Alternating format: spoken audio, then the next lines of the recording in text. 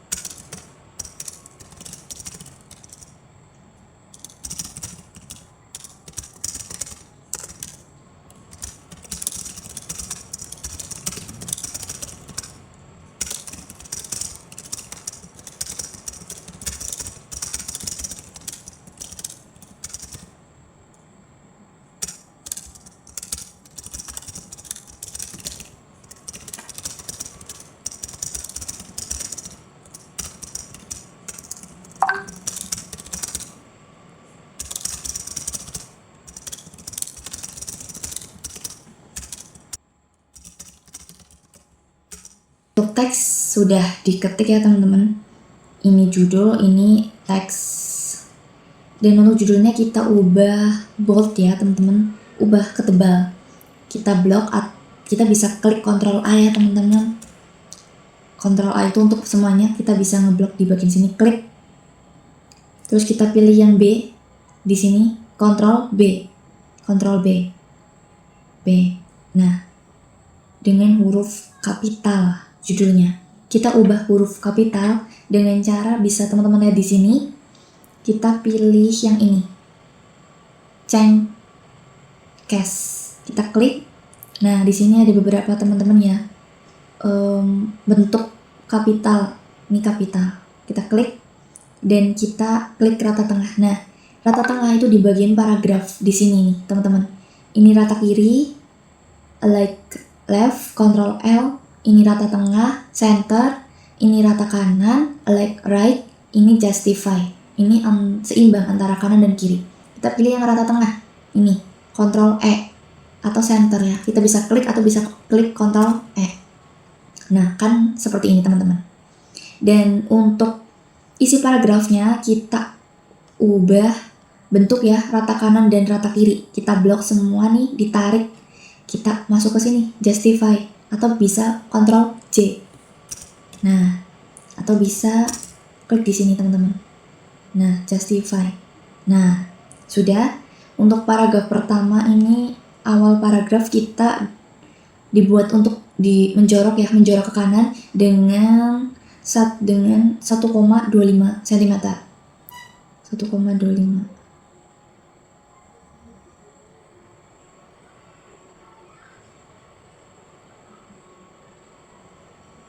Nah, 1,25 cm.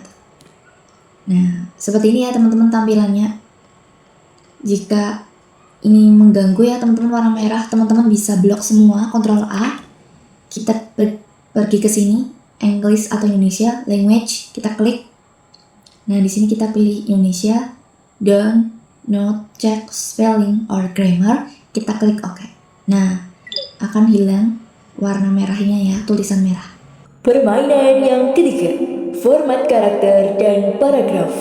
Pada paragraf yang sudah diketik, ubah kata literasi digital menjadi bold, ubah kata mahasiswa menjadi italic, ubah kata kompetensi utama menjadi underline, dan beri spacing after 6 pt.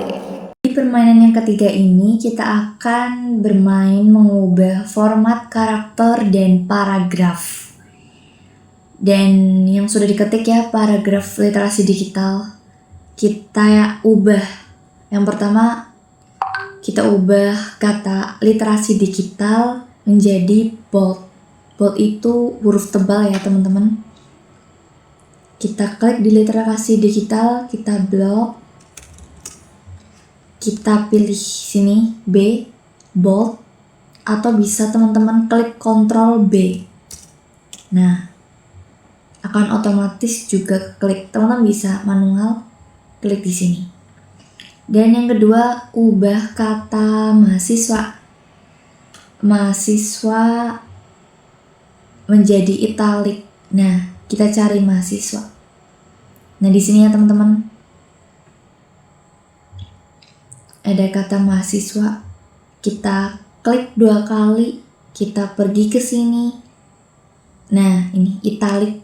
Atau bisa Ctrl I. Nah, atau bisa kita manual teman-teman klik secara langsung.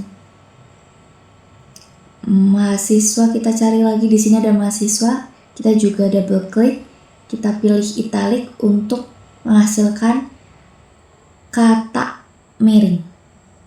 Dan yang ketiga, kita mengubah kompetensi utama menjadi garis ya. Ada garis bawah, kompetensi utama.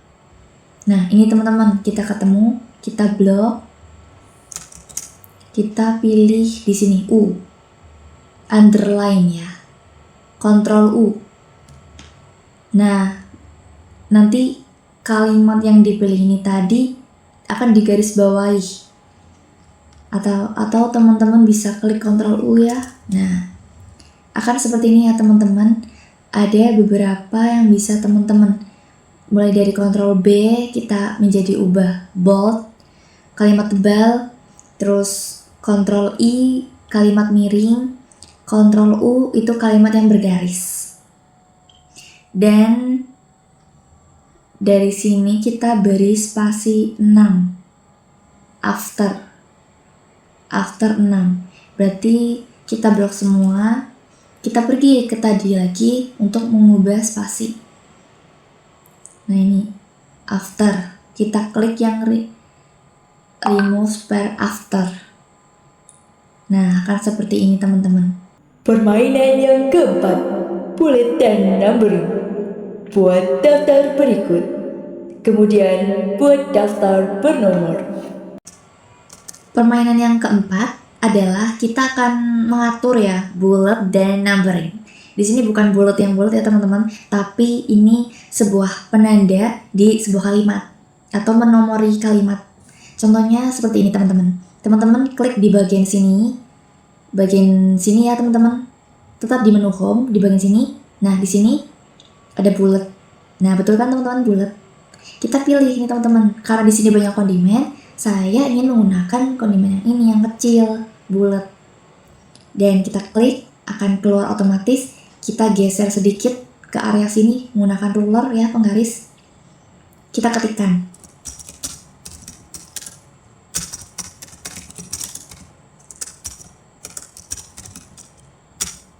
Saat teman-teman ingin meng-enter dan nantinya akan otomatis bullet yang nomor 2 itu sudah ada dan kita tidak usah mengatur ulang. Contoh kita klik enter. Nah, akan keluar bullet kecil yang nomor 2. Bullet kecil kedua. Kita lanjut ngetik lagi.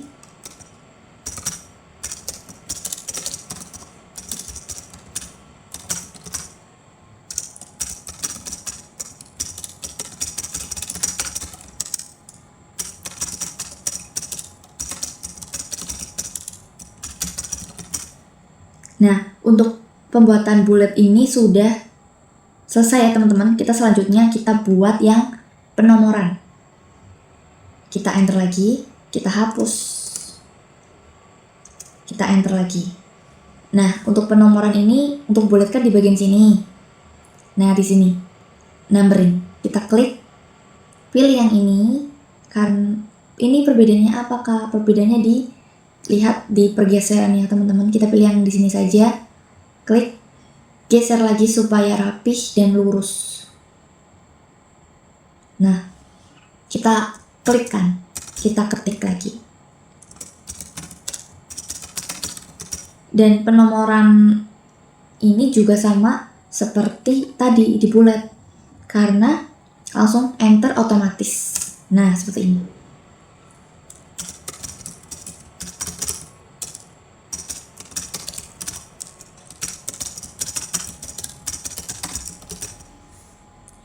Jadi seperti ini ya teman-teman, di permainan ini bullet dan number ini cukup sederhana dan cukup bisa dipahami oleh teman-teman. Permainan yang kelima, pembuatan tabel. Buat tabel 4 kolom, 5 baris dengan judul kolom, nomor, nama, program studi, dan nilai. Isi data bebas dengan ketentuan judul kolom bold dan rata tengah. Gunakan all borders dan warnai baris judul dengan abu-abu muda. Di permainan yang kelima ini, kita akan bermain menggunakan tabel ya teman-teman. Tabel dengan 4 kolom, 5 baris. Teman-teman masuk ke menu insert. Kita pilih tabel, di sini table. Kita klik 4 kolom ke samping, 5 baris. Nah, 4 kolom 5 baris ke bawah. Kita klik, akan tampil dan bentuk seperti ini. Kita ketikkan dulu nih teman-teman. Kita isikan dulu nih teman-teman. Dengan cara kita blok dulu nih teman-teman di bagian nomor. Kita pergi ke home untuk kita nomori tabel dengan menggunakan numbering. Nah, muncul otomatis ya teman-teman. Jadi kita tidak usah satu-satu untuk menomori tabel ya teman-teman. Kita menggeser-geser. Nah, nanti kita geser lagi. Kita isikan dulu nih teman-teman.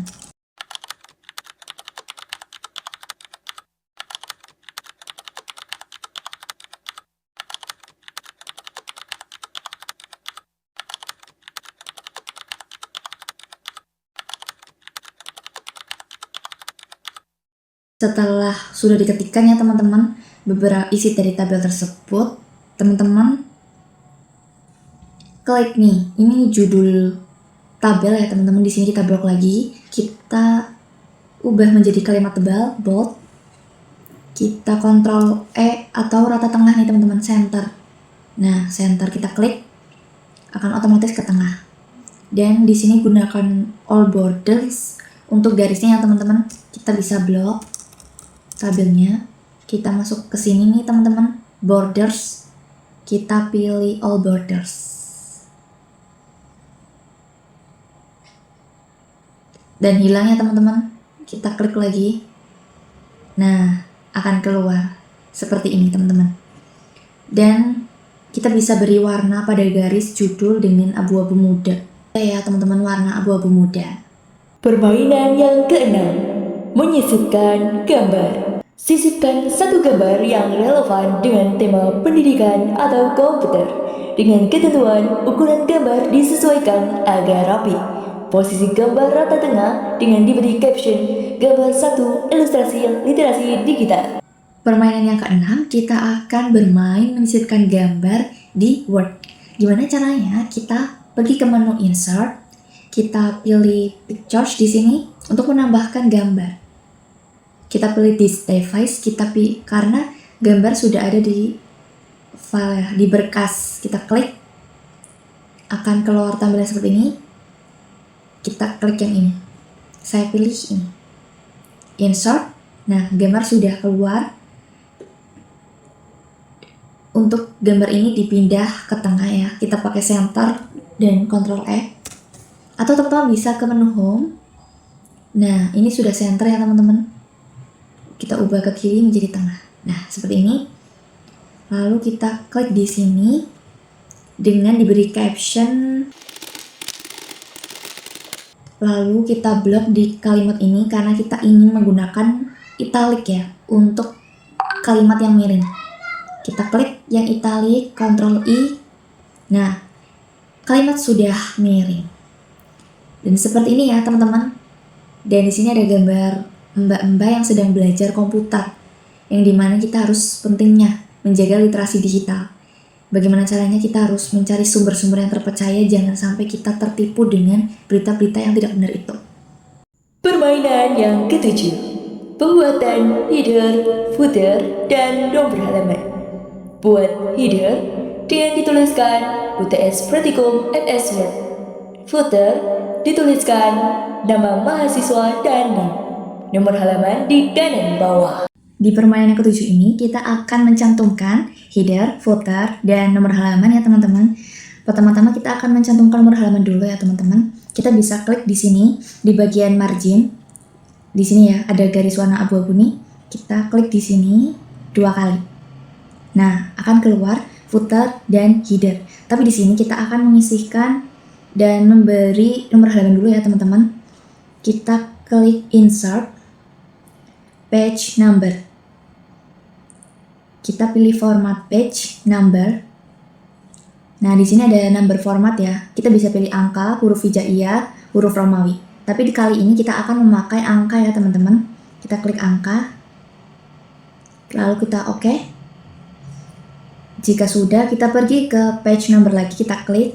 Kita pilih yang bottom. Karena bottom itu di bawah ya teman-teman. Di footer. Kita pilih bottom, ada tampilan seperti ini. Kita pilih yang plain nomor 3 karena nomor halaman berada di bawah kanan ya. Jadi kita pilih nih. Klik. Nah, nomor halaman sudah keluar ya teman-teman di sini. Lalu kita akan mencantumkan footer dan headernya dengan dituliskan secara manual. Kita hapus pelan-pelan.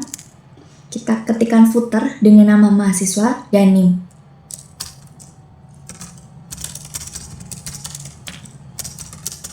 Kita tap sampai di sebelah kanan seperti ini. Jika sudah, lalu kita ketikkan lagi di bagian header. Kita ketikkan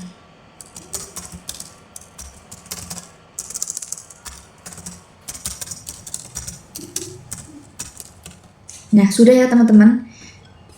Bentuk header dan footer nomor halaman seperti ini. Teman-teman bisa melihat di sini. Ini nomor 2 dan ini halaman pertama. Permainan yang ke-8, drop cap dan kolom.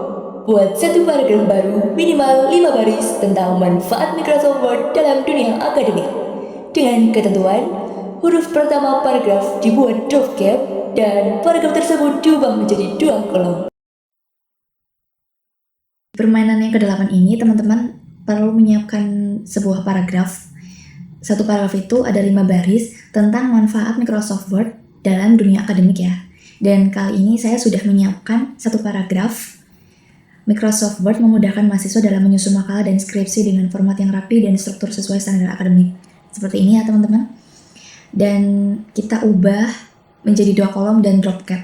Pertama, langkahnya saya ingin mengubah paragraf ini menjadi 2 kolom dulu ya teman-teman. Dengan cara teman-teman blok paragraf ini atau teman-teman tarik ya. Nah, terus teman-teman pergi ke layout. Di sini ada kolom. Kita klik. Nah, di sini ada 1, 2, 3, kiri dan kanan. Kita pilih yang 2 karena kita akan mengubah paragraf ini menjadi 2 kolom. Kita klik. Nah, otomatis satu paragraf ini menjadi 2 kolom paragraf yang berbeda ya. Dan jika sudah, teman-teman kita klik di sini dulu. Kita pergi ke insert. Nah, di bagian kanan ini kita cari yang namanya drop cap. Ini ya teman-teman, drop cap. Kita klik. Nah, kita pilih yang drop cap. Nah, klik. Kita rapikan nih teman-teman, karena ini dilihatnya tidak rapi ya, kita rapikan. Kita bisa atur nih teman-teman, teman-teman mau kecil atau besar.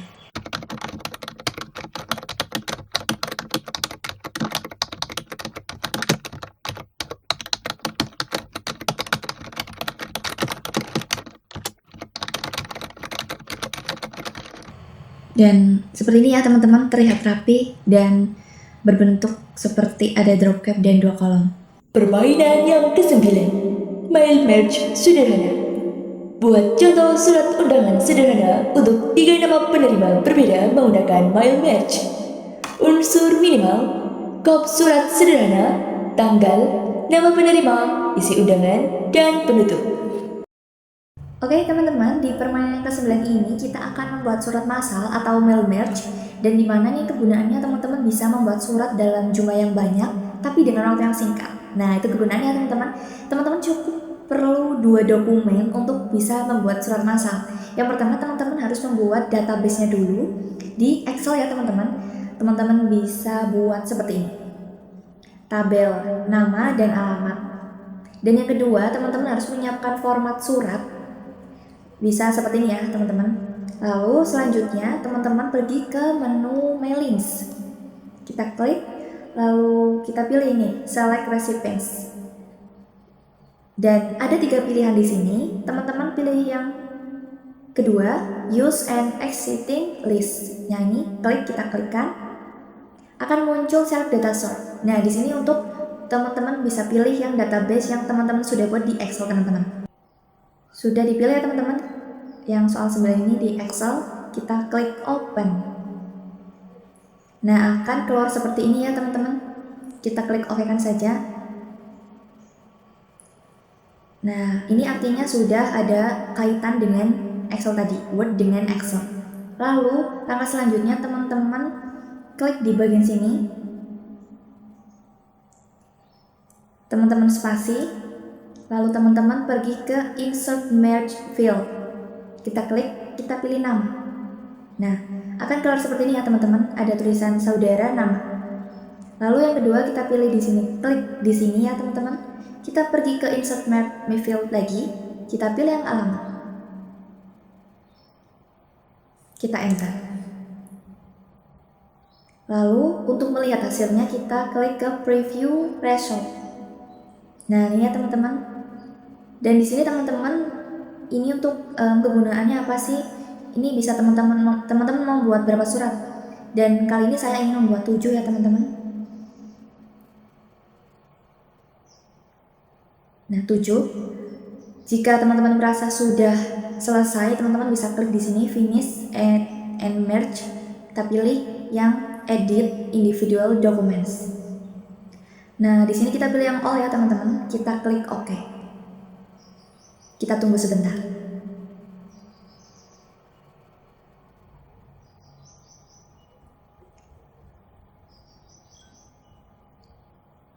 Ya, sudah ya teman-teman. Surat massal sudah selesai. Permainan yang ke-10, daftar isi otomatis. Buat dokumen mini dengan struktur bab 1 pendahuluan, bab 2 pembahasan, dan bab 3 penutupan. Gunakan heading 1 pada setiap bab, lalu buat daftar isi otomatis di halaman awal. Oke teman-teman, di permainan yang terakhir ini, permainan yang ke-10, kita akan membuat daftar isi otomatis. Dan teman-teman harus menyiapkan dulu nih dokumen teman-teman yang belum dibuat daftar isi ya. Contohnya seperti ini teman-teman.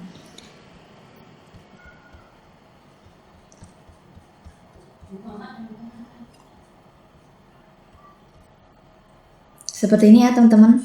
Teman-teman bisa mengetikkan bab 1 pendahuluan, ada isinya latar belakang, tujuan masalah.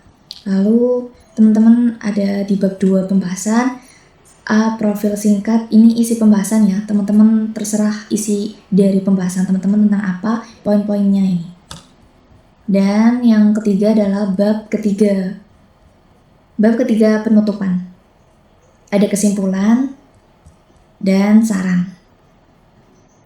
Dan saran ya teman-teman. Dan di sini teman-teman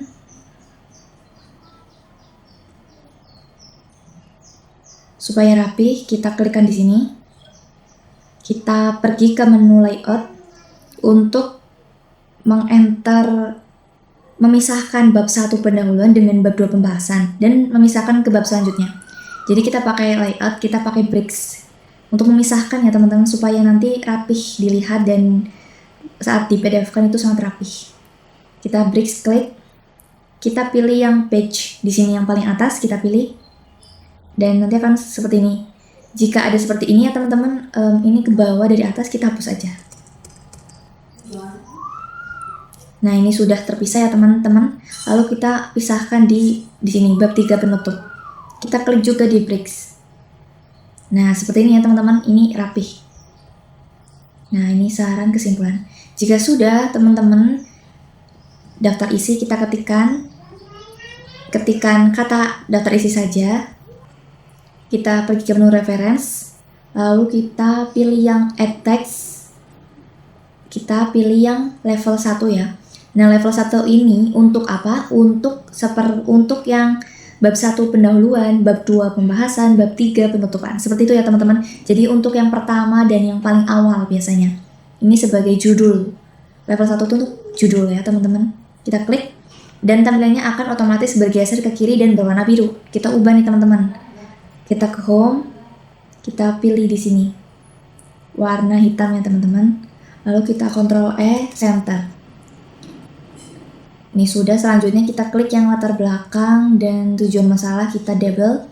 Kita pilih reference, kita add text lagi di level 2. Karena ini level 2 itu isi dari yang judul, subjudul ya. Level 2 ini untuk subjudul. Nah, sudah ya teman-teman. Lalu kita scroll lagi ke bab 2 pembahasan. Kita klik lagi, kita reference, add text ke level 1, ubah level 1 untuk judul. Kita ke home lagi, kita ganti, kita center, ke Ctrl E supaya rata tengah. Dan kita pilih profil singkat yang A, B, ini subjudul ya teman-teman, jadi level 2. Dan C ini juga level 2 karena subjudul. Nah, selanjutnya di bab 3 juga nih teman-teman, ini adalah level 1 karena judul. Pergi ke home lagi, kita hitamkan, kita Ctrl E.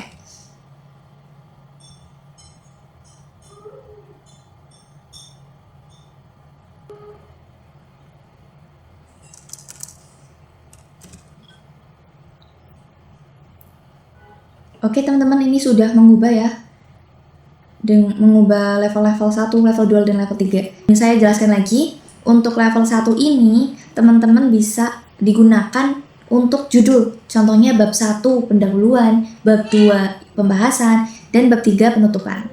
Dan yang level 2 ini teman-teman bisa gunakan saat ada subjudul seperti latar belakang, tujuan masalah, kesimpulan, dan saran. Dan yang level 3 ini adalah isi dari subjudul. Wow, gimana nih perasaan teman-teman dari permainan pertama sampai permainan terakhir? Pastinya seru ya teman-teman. Teman-teman bisa mengikuti dengan baik dan benar. Dan saya harap juga apa yang saya sampaikan tadi bermanfaat bagi teman-teman dan bisa berguna nantinya di kedepannya. Dan terima kasih. Saya pamit dari hari ini dan video ini. Saya harap kita bisa bertemu di lain kesempatan di next video. Wassalamualaikum warahmatullahi wabarakatuh. Hai Besti, bye-bye.